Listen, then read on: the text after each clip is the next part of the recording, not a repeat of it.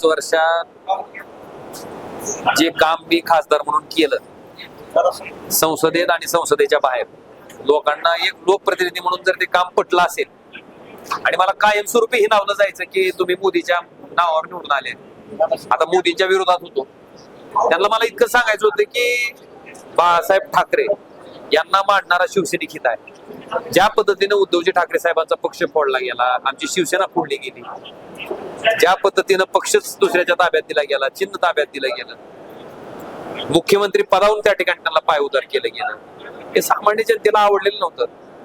तुम्ही ईडीची धाड टाकता, सीबीआयची धाड टाकता, आयटीची धाड टाकता, तुमच्या बरोबर आलं की सगळं म्हणजे वॉशिंग मशीन मध्ये धुवून घेतल्यासारखं.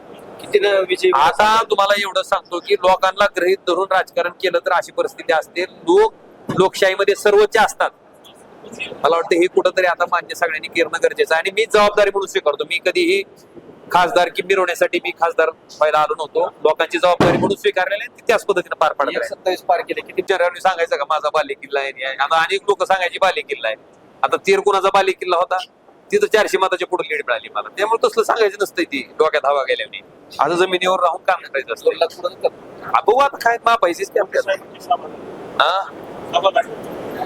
सभा 11:30 सोयाबीन 4000 ला काय सभा, कांदा 60 रुपयाला गेला गेले की निर्यात मध्ये करता म्हणून सभा. ठीक, चला.